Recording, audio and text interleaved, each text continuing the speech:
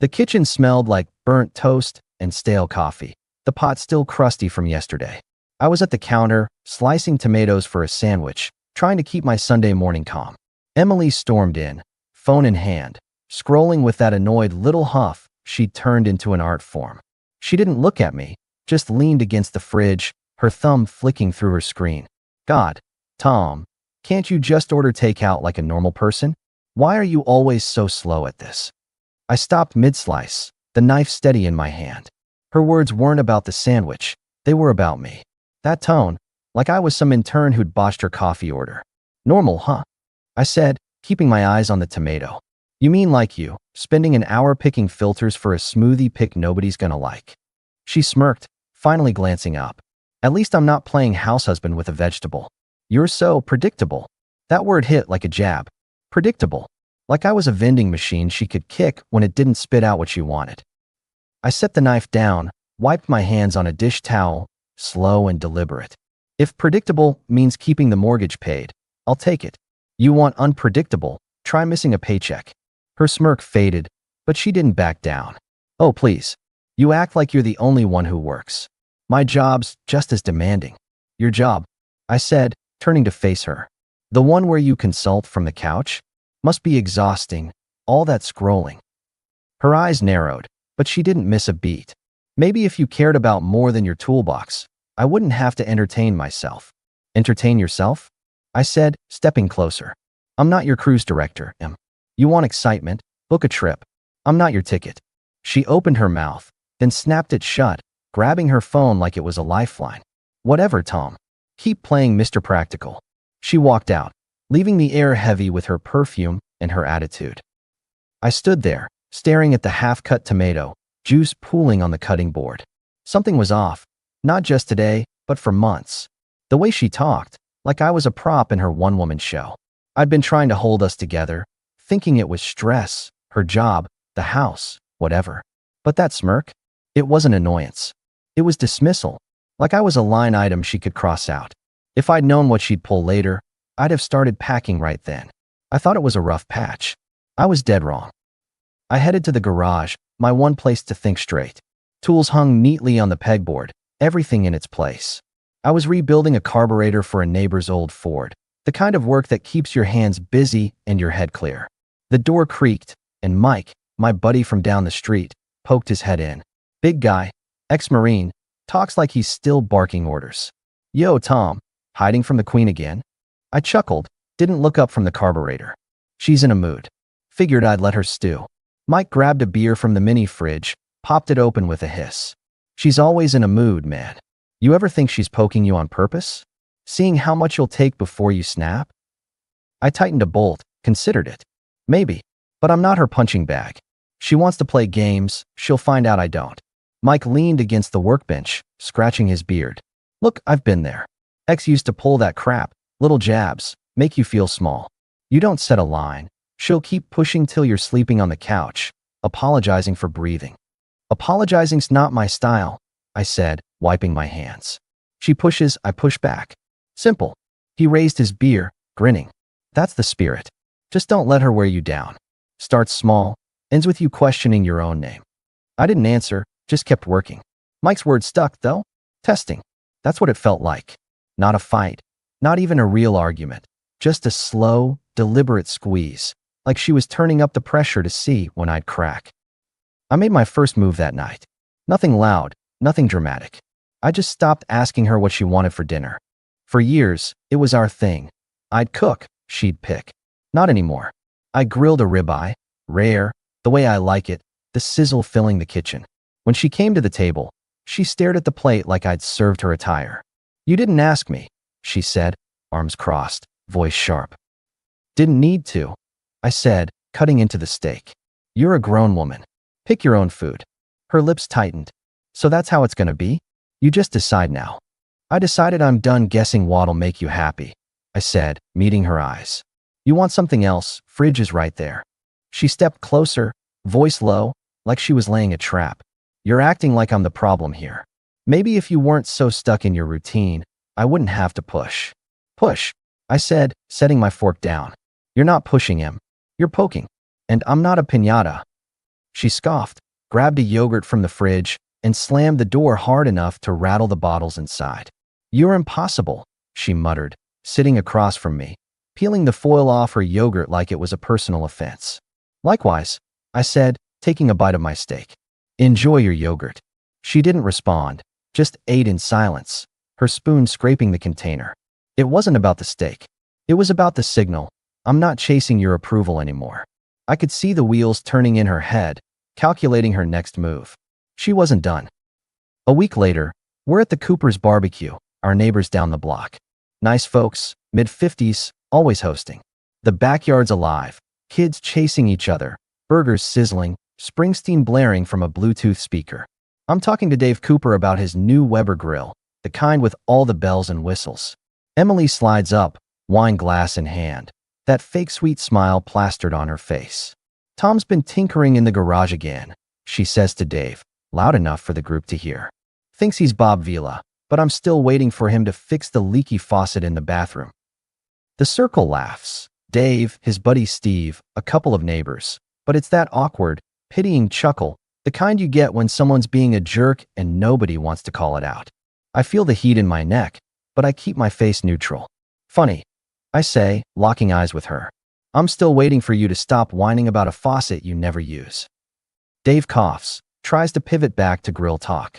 "So, this thing's got a sear burner. Gets up to 800 degrees. Emily cuts him off, sipping her wine, stepping closer to me. "Oh, come on, Tom, don't be so sensitive.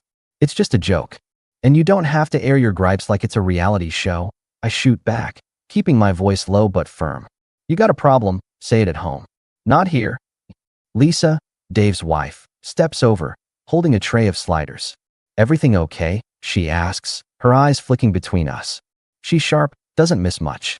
"Just peachy," I say, not breaking eye contact with Emily. "Right, Em?" Emily's smile doesn't budge, but her eyes narrow. "He's just being dramatic," she says to Lisa, like I'm not standing there. "You know how men get when you bruise their ego." Lisa raises an eyebrow, sets the tray down. "Sounds like you're the one bruising him. Maybe ease up." I nod at Lisa, appreciating the backup. Emily's grip on her glass tightens, but she turns to chat with Steve, acting like nothing happened. I excuse myself, grab a beer from the cooler, and step away to make a call. My cousin, Pete, runs a plumbing business. I tell him to come by tomorrow, fix the faucet, and send me the bill. I'm not letting her turn a drip into a weapon again. When I get back, Emily's laughing with Lisa, playing the perfect guest. But I see it now. She's not just poking, she's carving, trying to make me smaller in front of everyone. Dave pulls me aside as I grab a burger. "She's got a sharp tongue," he says, keeping his voice low. "You good?" "I'm fine," I say, cracking open my beer. "She's the one who's gonna need to figure it out." I don't say another word to her that night. When we get home, I head to the guest room. Shut the door. No explanation, no argument, just a line drawn. The next morning, I'm up early, making coffee. The kitchen's quiet, the faucet still dripping faintly. Emily comes downstairs, hair in a messy bun, looking like she's ready for round two. "You're really sleeping in there now?" she asks, pointing at the guest room. "Yup," I say, pouring my coffee. "Better view." She scoffs, crossing her arms. "You're so dramatic." "What? You're punishing me for a joke." "Not punishing," I say, leaning against the counter. "Just done with the audience. You want to take shots, do it here. Not at a barbecue." Her face twists, like she's searching for a weak spot. "You're blowing this out of proportion. It was a faucet, Tom. A faucet." "It's not the faucet," I say, voice flat. "It's you thinking you can make me look like an idiot, and I'll just eat it." She steps closer, voice dripping with fake concern. "Maybe if you weren't so obsessed with your garage, you'd notice I'm trying to keep this marriage alive." "Alive?" I say, setting my mug down. "You're not keeping anything alive. You're rewriting the rules, so it's all about you." I'm done playing. She opens her mouth, then snaps it shut, grabbing her phone and storming out of the kitchen. I grab my keys, head to work. Pete's coming at noon to fix the faucet. I don't tell her. Let her figure it out when it's done. Work's my refuge. I manage a warehouse for a logistics company. Good crew, no drama. My assistant manager, Carla, is sharp, always busting my chops about my coffee addiction. That day, she catches me staring at my phone, No messages. Trouble in paradise? She asks, tossing a clipboard on my desk. Paradise got foreclosed. I say, smirking. Just navigating. She leans against the doorframe, arms crossed. You need to vent. I'm here. But you look like you've got a plan. Working on it. I say. I don't need pity. I need focus. By lunch, I've got one. Emily's been dipping into our joint account for her projects, online courses, yoga retreats, whatever she's chasing this month. I'm done bankrolling her whims while she chips away at me. I call the bank, set up a separate account, and move half our savings. Not to hide it, just to draw a line. My money, my rules. That evening, we're at a community fundraiser, a local thing for the fire department. Emily loves these events. Chance to play the perfect wife, network with the town's big shots. I'm there because I always show up. It's what you do. But I'm not playing her game tonight. She's chatting with the mayor's wife, all smiles, when I overhear her tell someone, "Oh, Tom's just here for the free food. He's not big on community spirit." I'm standing a few feet away, holding a soda, talking to Greg, Emily's sister's husband. Greg's a mechanic, quiet but sharp, doesn't miss much. I catch his eye, and he shakes his head slightly, like he's saying, "Here we go again." I step over to Emily, keep my voice calm but clear. "If I'm just here for the food, maybe I should head out. You seem to have this covered." She laughs, like it's a joke, but it's forced. "Oh, Tom, don't be silly. I'm just saying you're not exactly Mr. Social."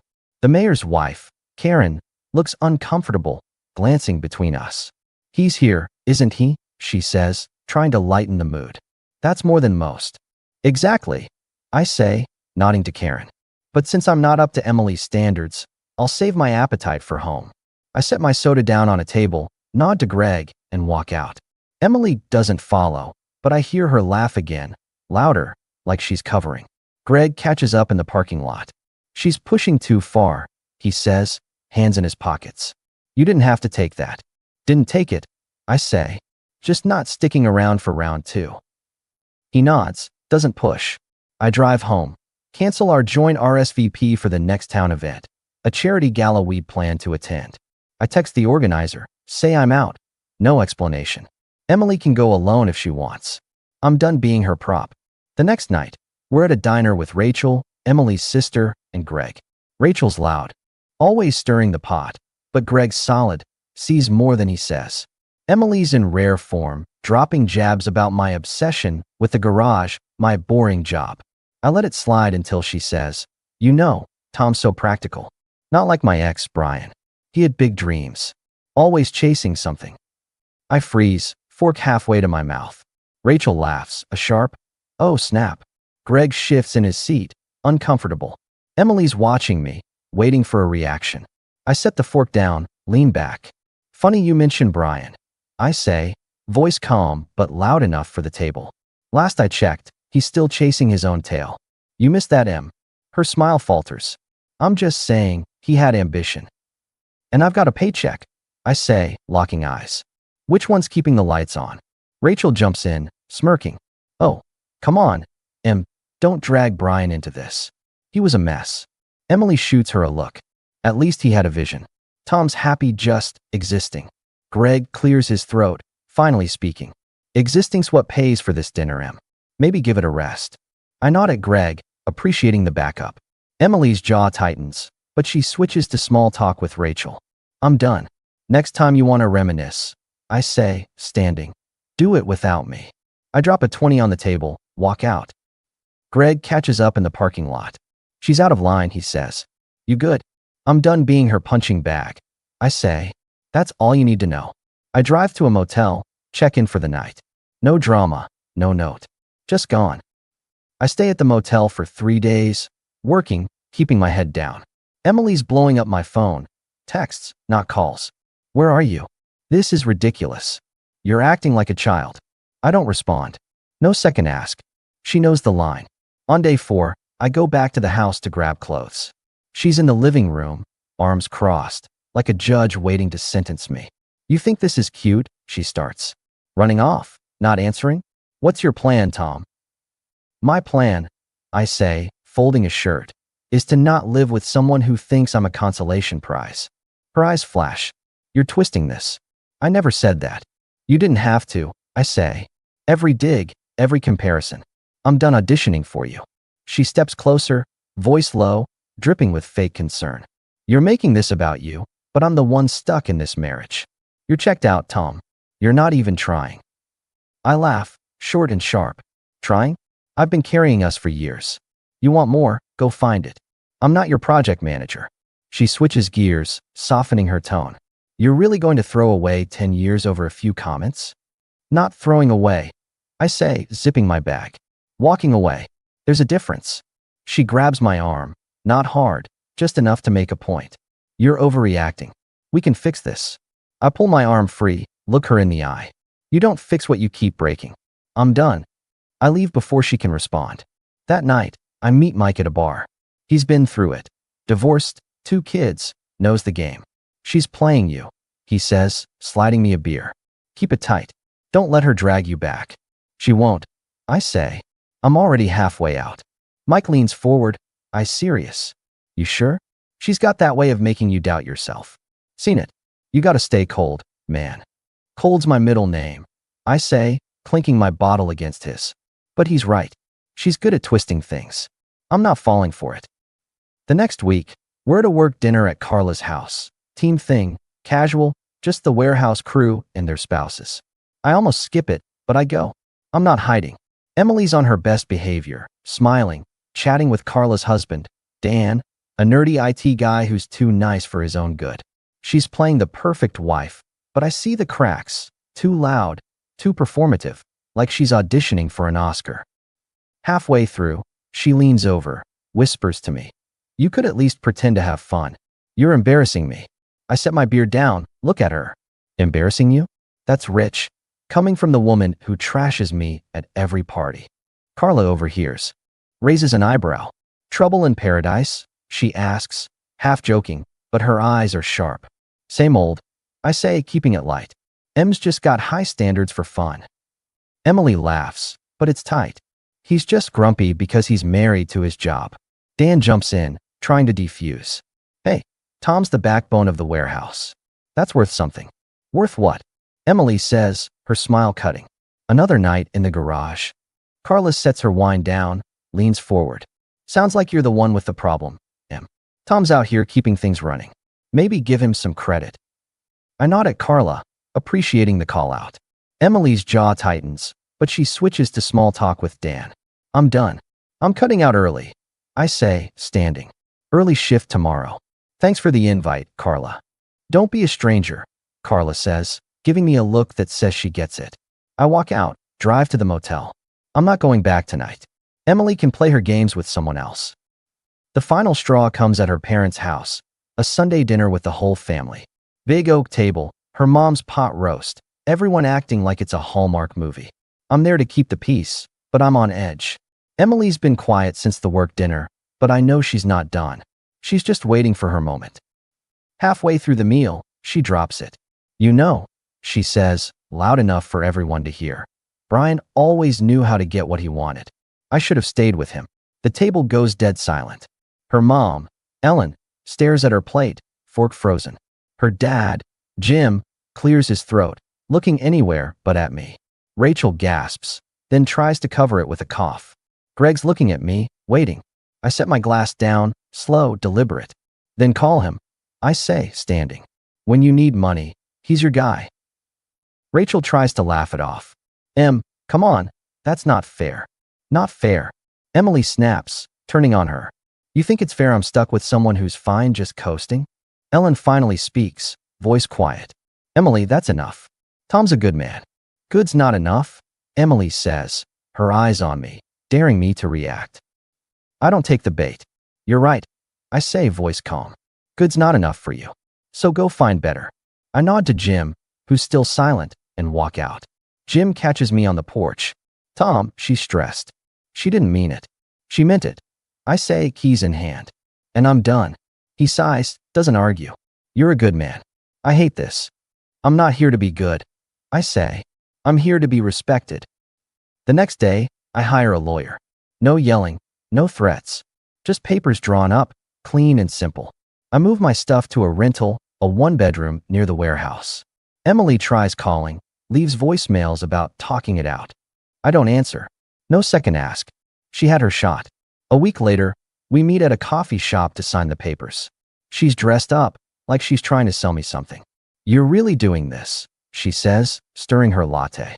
"You're throwing everything away." "You threw it," I say, sliding the papers across. "I'm just cleaning up." She tries one last play, voice soft. "I didn't mean to hurt you. I needed more." "Then go get it," I say. "But not with me." She signs, her hand shaking. I don't feel triumph, just relief. I walk out, the air crisp, my steps lighter. 6 months later, I'm in my apartment, grilling burgers on a small balcony. Mike's over, talking about his kid's soccer game. Carla and Dan swing by with a six-pack, Dan joking about my bachelor pad. The warehouse is running like a well-oiled machine, and I'm restoring an old Mustang in my spare time. Emily's name comes up once, when Mike asks if I've heard from her. "Nope," I say, flipping a burger. "And I'm good with that." Carla raises her glass. "To new starts." "New starts," I say, clinking my bottle against hers. Life's not perfect, but it's mine. No games, no tests,